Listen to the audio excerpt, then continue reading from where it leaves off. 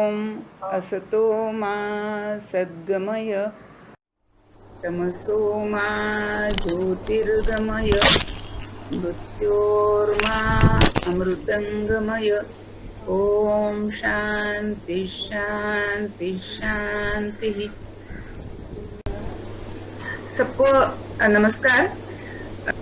तो कल हम लोग इस बात पर पहुंचे थे कि जब हम कहते हैं कि भारत विश्व गुरु बने तो हमारे जो मूल्य हैं उन मूल्यों से ही हम विश्व गुरु बनने की बात कर सकते हैं। किसी भी देश का जो भविष्य होता है वह इस बात पर निर्भर करता है कि उस देश के विचारों की दिशा आज कैसी है। तो विचारों का जो अधिष्ठान होता है, और ये बहुत ही सुंदर शब्द हमारे शब्दकोश में है, अधिष्ठान। क्योंकि इस अधिष्ठान शब्द में कहीं न कहीं परमेश्वर का साथ इसमें अनुग्रहित है। तो यह जो बात है कि हमारे विचारों का अधिष्ठान क्या है, हमारे कर्मों का अधिष्ठान क्या है, हमारे देश का तत्व दर्शन कैसा है, इस बात से ही कोई किसी राष्ट्र की संस्कृति तय होती है। चैनल का नाम या लोगो तो बोलता है। मैं ये देखती हूँ कि जो सबसे महत्व का विषय है पूरे संसार में, क्योंकि वह विषय हमारे विचारों की दिशा को निश्चित करता है, और वह विषय है तत्व दर्शन, जिसे हम हिंदी में दर्शन शास्त्र कहते हैं, या मराठी में तत्वज्ञान कहते हैं, या इंग्लिश में फिलॉसफी कहते हैं। यह सबसे महत्वपूर्ण विषय बन जाता है यह तय करने में कि किसी भी राष्ट्र के मूल्य क्या होंगे और संस्कृति क्या होगी। तो आज प्रश्न ये उठता है कि क्या भारत का कोई तत्व दर्शन है या नहीं है। और कई पाश्चिमात्य विद्वान इस प्रश्न पर, इस बात पर प्रश्न उठाते हैं और कहते हैं कि भारत के पास कोई तत्व दर्शन तो है ही नहीं। भारत ने साइकोलॉजी पश्चिम से सीखी, विज्ञान पश्चिम से सीखा, और फिलॉसफी भी पश्चिम से ही सीखी है, यह मानना है पश्चिमी विद्वानों का। और हम क्या मान रहे हैं, क्या हम इसे कबूल करते हैं? इसका उत्तर मिलता है हाँ जी, कबूल है, कबूल है, कबूल है। और इसका मैं आपको प्रमाण इस तरह से देना चाहती हूँ कि जब मेरे पिताजी उनकी युवा अवस्था में कॉलेज की पढ़ाई कर रहे थे और उनका विषय था फिलॉसफी, उस समय के सिलेबस में उन्होंने 80 से 85% भारतीय तत्वदर्शन और 15% विदेशी पश्चिमी फिलॉसफी को पढ़ा था। अर्थात हमारे देश का फिलॉसफी पढ़ा हुआ विद्वान भारतीय फिलॉसफी को बहुत अच्छी तरह से समझता था, उसकी पढ़ाई करता था, उसका अध्ययन करता था, उसका अध्यापन भी करता था। लेकिन फिर जब मैं कॉलेज में गई तो तब तक हमारे देश की फिलॉसफी को इतना अधिक तुच्छ, निकम्मा, अव्यावहारिक, अप्रामाणिक, असत्य, मिथ्या, मैथोलॉजिकल कहा गया कि हमें उस विषय की पढ़ाई के लिए विद्यार्थी मिलने बंद हो गए, और एक एक करके भारत की सारी विश्वविद्यालयों ने फिलॉसफी विषय की पढ़ाई बंद कर दी। एक समय ऐसा था जबकि पूरे भारत के केवल एक विश्वविद्यालय को छोड़ करके बाकी कहीं भी फिलॉसफी की पढ़ाई ही नहीं होती थी।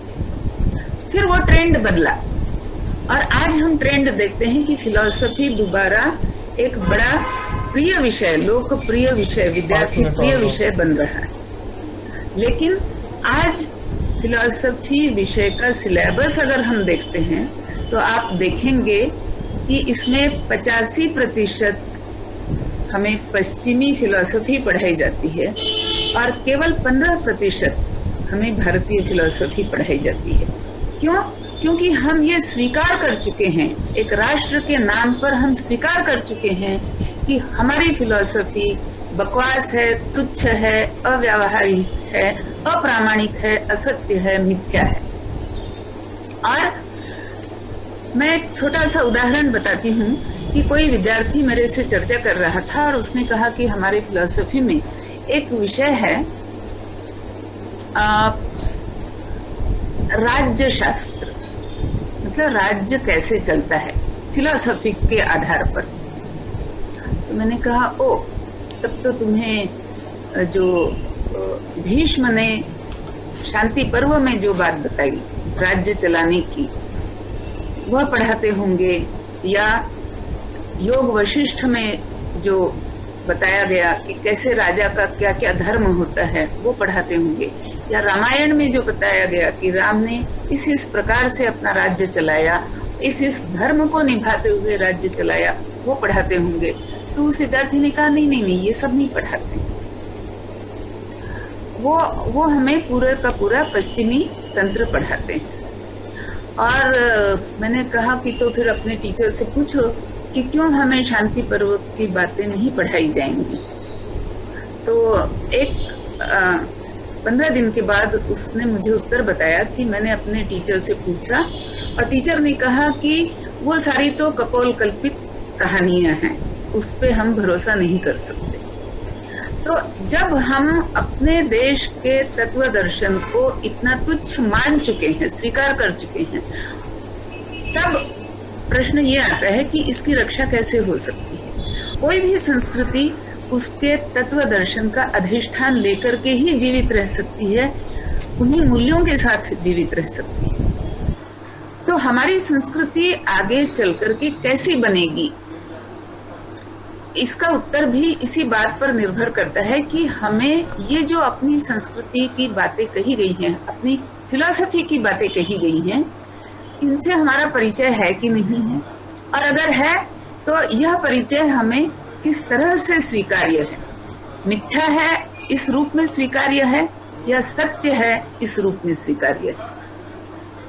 और मुझे लगता है कि जिन लोगों ने हमारी संस्कृति को विनष्ट करने का प्रयास जाने अनजाने में सोचे बगैर या सोच विचार करके किया है, उन्होंने इस बात को बड़ी खूबी से समझा है कि जब तक यह भारतीय लोग अपनी संस्कृति को समझेंगे, जब तक ये भारतीय लोग गुरु शब्द की महिमा को समझेंगे, तब तक वे अपने आप को विश्व गुरु के रूप में देखना चाहेंगे, ना कि विश्व शक्तिमान देश की हैसियत से समझना चाहेंगे।